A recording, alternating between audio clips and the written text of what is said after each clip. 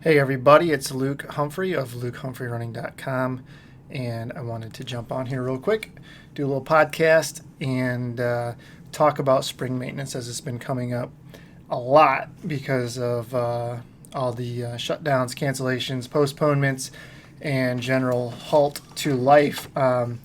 This this is on my Facebook group of Luke Humphrey Running Community, and it's been a bombardment of different people, and so instead of trying to sort through all of those things, I figured we would just do this, and then we can help a lot of people all at once. So what with all the questions regarding maintenance plans, reduce the impact of having races canceled, and then filling the void until you need to start training for your fall races. Um, let's lay out some of the timelines and the courses of action that are possible. Um, Before that, what I want to talk about though is that I've seen a lot of people try to sneak in a race, and when everything kind of hit the fan last week, which would have been the week of the 10th or so of March, people would have been trying to sneak in some races, and you might have gotten able to with some of the smaller races. But like I said on Facebook and all the other posts, once New York City half canceled, the writing was on the wall. Really, right? It was going to go downhill pretty quick, and it did within a couple days. There, everything kind of went down. And then I had some people who were running Boston who were going to try to sneak into Glass City, and then even they canceled or postponed their race just yesterday. So they made it another 4 or 5 days, and then they pulled the plug as well. And I think that's pretty much where everybody's going to be at, just in regards to a public health thing. It just makes the most sense. So my point here though is that honestly, I think if you're looking at anything before middle May at the earliest, probably more like June, I wouldn't put a lot of hopes in that race actually happening. I think that honestly June is going to be the earliest things kind of start going on as were originally scheduled. But the longer things go, the tougher that's even going to be. So I think like the president said, I think regardless of what you think about the president and the government and all that, I think you have to agree that the next 2 weeks are probably going to be pretty crucial for us here in the United States. And just even what I've heard from athletes I coach an athlete in China, and I coach an athlete in Italy, and I literally yesterday talked to my athlete in Italy, and he was still running outside. Things were somewhat okay. Access to grocery stores was limited to a certain number of people at a time, but everybody was getting through. And then literally the next day he emails me, he's like, hey, yep, I can't run. I can't even go outside now. So it can change pretty quick. But with that aside, I think if you're looking at anything before May 15th, I really wouldn't count on that race happening.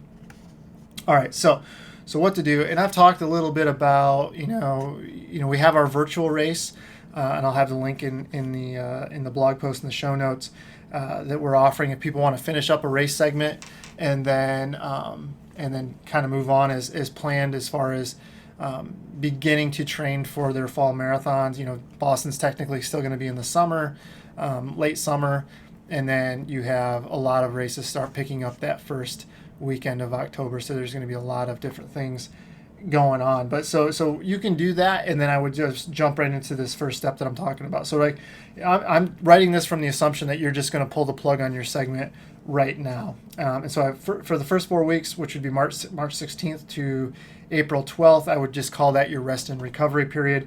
I would say 7 to 10 days completely off of running or any meaningful running. If you made it through a training block and raced in whatever fashion, whether it be a virtual race or you did sneak your race in, then that means no running. But if you're just pulling the plug, you can probably do some light jogging, just scale it way back. But I would personally take at least a few days off, just kind of pull the plug on everything, kind of reset everything, and go with that. I'm definitely a big fan of walking, leisurely biking, light yoga, all the things that are actually help you speed recovery, especially if you were banged up a little bit and you were kind of worried that you were going to make it through the segment anyway. So that's the first 7 to 10 days.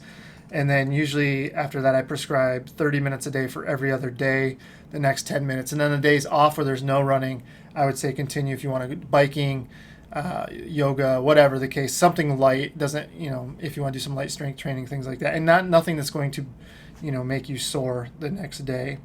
And then the fourth week is usually 5 days a week, and that's 30 to 60 minutes of running, depending on the person's level.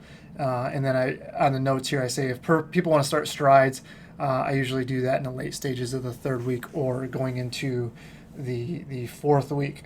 And the point of regeneration and recovering from all the hard work that has been done, in this case, it might just be a good time to hit the reset button, like I said.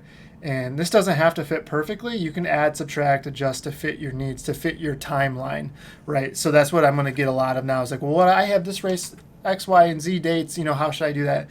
That's your basic setup, and you can adjust accordingly. It doesn't have to be perfect. The idea is you just want a nice block of recovery and rest, and just kind of hitting the reset. And this allows you to, take some time off. Yes, you're going to feel a little rough when you first come back, but if you're walking and doing these other things, that comes back really pretty quickly. Okay, so let's look at a few timelines. So for Boston, 18 weeks out is May 11th. And so if planning on following one of the classic plans, this would be your start date. But that means from right now. So from 3:15 then from 3:15 to then, that is 9 weeks total. So you have a block of about 9 weeks, and then subtract your rest period. So from mid-April, that leaves you about 5 weeks to really start getting ready. In either case, that's not a lot of time. It's not really enough time to get ready to run any kind of races. I would suggest just following a base plan of 6 weeks and adjusting to fit your timeline. I would just cut the last week off of a 6-week base plan, build up your volume to 75 or 80% of your peak volume. Even if you have to come down mileage in that beginning of the 18 weeks, I think that's fine, because you're still going to have plenty of time to rebuild your fitness. Even just running easy mileage, if you're doing just some light workouts, yes, you might feel like crap the first couple weeks, but that doesn't mean that your fitness is gone, right? That comes back really quickly, so don't worry about that. Start with lower intensity workouts and then put some speed in towards the end. The goal here is just general fitness. We're not trying to get fit for anything specifically. If you're training for London, then 8 weeks out is June 1st, which leaves you 11 weeks from now, or just 7 weeks from a 4-week recovery period. Still not a ton of time, and I think you'd be better off just doing a base building plan as described above. I would rather see your training spaced out rather than cramming a mini segment in. I would hate to start a new segment that means more to you. I would like to see you start that second segment that is going to mean a lot more to you, healthy and ready to go, rather than starting it with some aches and pains. Okay, so now for most of you, an 18-week schedule, after just doing a half or even a half or a full marathon, training block, then a base building block is a long time. So that 18-week block, if you've done all this stuff in the past, coming back and doing another 18-week block is it might be a little bit of overkill. And I would not be opposed to shortening that marathon segment up to 14 weeks in length. And that will be plenty of time to recapture the fitness. Since you've spent all that time training, even though you might not feel like you're as fit as you were, you're still going to be pretty close, and it's not going to take as long to kind of build from a lower level as it would have been if you would have just kind of taken a bunch of time off. So in this case, the start date would be June 8th for Boston and June 29th for London for a 14-week training cycle. This would give you ample time to run a dedicated speed segment of 8 to 12 weeks. You can adjust for in between weeks. This allows you to really work on some dedicated speed, some gears that you don't hit with marathon training, and then an opportunity to put the racing flats on a few times and kind of get back out there and get into the normalcy of training and racing again. Just make sure to leave yourself roughly 5 to 7 days of light running, reduced training, and maybe a couple days off at the beginning of that before starting the marathon segment again, and then you'll be good to go. All right, so what about other fall marathons or half marathons? The same ideas discussed above will work for other races. The biggest thing to do is take your race date and back up the desired number of weeks. Just remember that the longer you want to make your marathon build up, the less time you'll have between recovering now and the start of that segment. So the shortest amount of time I suggest for a speed segment is 8 weeks. The longest would be 12 to 14. But with speed segments, I feel like 14 weeks is really pushing it. That's a little over 3 months. And especially if you have the base of the marathon or half marathon training underneath you already, 12 weeks is plenty to get in any type of speed that you want to and even run a couple races. It's definitely not the same time frame as a marathon or half marathon. All right, so the question I'm seeing a lot is, what if I'm planning on running both Boston or London along with a fall marathon that I'm already signed up for? And this is where things definitely get tricky. First, I think what you have to do is consider when your latest marathon will take place, and then how many weeks between that and either Boston or London or whatever one you've gotten postponed until late September, early October. The length of time between those will really dictate what your options are. If you're running anything in October along with London, which would be yuck, that'd be basically doing 2 marathons in a month for a lot of you, or Boston, then that's really a tough turnaround. I personally think that if you choose you really have to choose one or the other to really race. Both have their pros and cons. I think that we know that September to early mid-October can still be really hot. Heat in Boston's course has never really fared well. London is flat and fast. You might be able to get away with it. It might be a race week decision as well. Since you're already signed up for 2 races, you might just pick one. If you might get to the week of London and it's going to be hot, you might say, okay, that's going to be the one where I'm just going to go have some fun and then see if I can recover enough to run the second one all out and really get my time down. Or the other way around, you might get to London and you might be a nice cool day and you get lucky and you say, okay, I'm just gonna go for it then. Okay, I usually tell people that the best chance for success is the first one, but this is obviously a unique situation.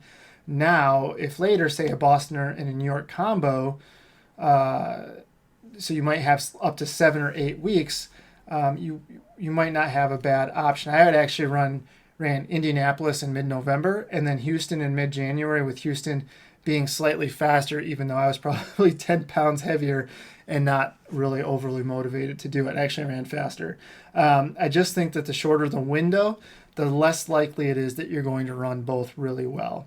My best advice would be to pick one race, base my training around that, and either use the first race as a long run or the second race as a victory lap, depending on what you choose. If you pick the first race, go all in on that and back your training start date from that race. Just use the time frame in between the first and the second to get your legs back under you. And if you pick the second race as the A race, then you use that as your guide for a training start date. Back it up from that second race if that's your goal race. And then the first race will have to be considered either a hard workout or just a long run. Just make sure that if that is the case, then there are a few extra days of recovery time after the first marathon. You really have to be on point with all the recovery options: sleep, fueling, hydration, cryo, boots, whatever you have access to. Pull out all the stops on recovering from that first marathon during the week following that race. So the idea is you have to recover as fast as you possibly can so that you can still be in a position to go after it that second race. And so what I would be afraid of is that you get caught up in that first race and you run it too hard. And from a fitness standpoint, it might have been okay.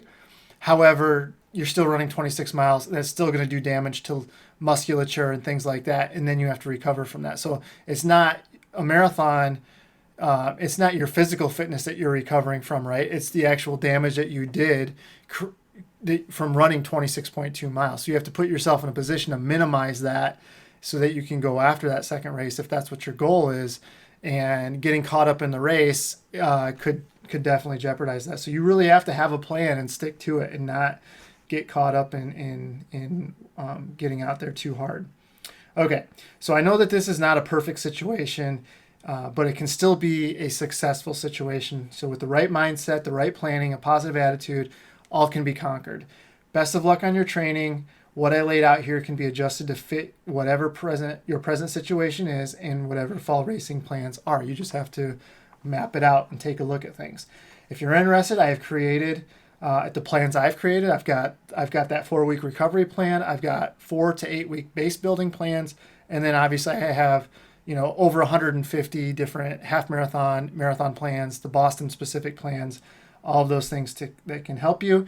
And from now until the end of March 2020, I have those all those plans are 50% off, so that you can pick up 2 or 3 at about what you would pay for one plan, and you can really map out what you're going to do from now until the end of the fall. And then even then, if it gets canceled again, you're only out a few bucks on probably the first level. And the thing is, you have access to these the whole time. So these plans are instant access via Final Surge. They can be customized to fit your needs by easy drag and drop to fit your specific schedules. You can move days around very easily. They are built on Final Surge's custom workout builder. So this means that you can actually download from Final Surge into, say, Garmin Connect, their IQ app, other GPSs. You'll have to check out Final Surges to see which which watches specifically, whether it's Garmin, Polar, whatever else is out there. I know some things can even be incorporated into Zwift, so that might be an option for you as well. But the bottom line is, and then what that has, so say I give you a 12 by 400 workout, that's all broken down step by step, and it automatically will go into your Garmin IQ app and then into your watch. So that's already in your watch. You have nothing to program other than that. And then when you apply your plan, you apply by a goal time, or you can even do your heart rate, whatever you want to do. And then you could even do power if you wanted to. You'd have to set up those zones for yourself, but it's there for you to do it. But I have mine set up by pace, and we'll put those paces in. So every day you will have what specifically you're supposed to do and at what paces. It's all laid out for you. You can apply these plans by a specific start date, end date. We'll be able to have access to the workouts at all your specific paces. And then the nice thing too is you have lifetime access to these plans once you purchase them. They're in your training plan library. You can reapply anytime you want to reuse a plan, and that's the nice thing too. And then if people like the PDFs, if you want, you can print the PDF. You can apply the plans, print the PDFs, and then it's linked. It's got your days on there, and then what you're specifically supposed to do, and then it actually has the paces on there too. So it makes it really, really nice. So I'll have a link to those in the show notes here in the blog. Don't go to Final Surge specifically because those plans are not built on the custom workout builder yet. Follow the link I have in the blog post, and that will be the plan that you want. If your race has been canceled, like I said, still want to take advantage of your fitness, I have set up a virtual race to add some finality to the segment.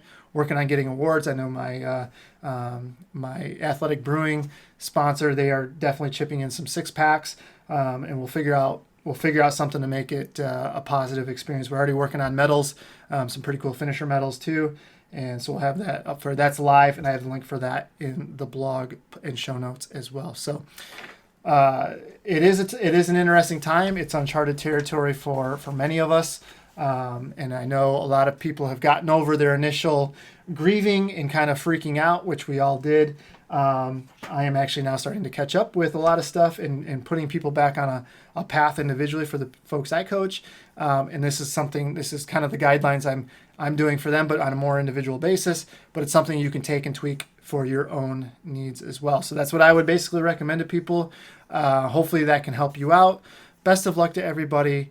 I know it's a disappointing time, but honestly, for the greater good, it's obviously necessary, and I know most people recognize that. But stay safe out there, and we will talk to you guys later. All right, bye-bye.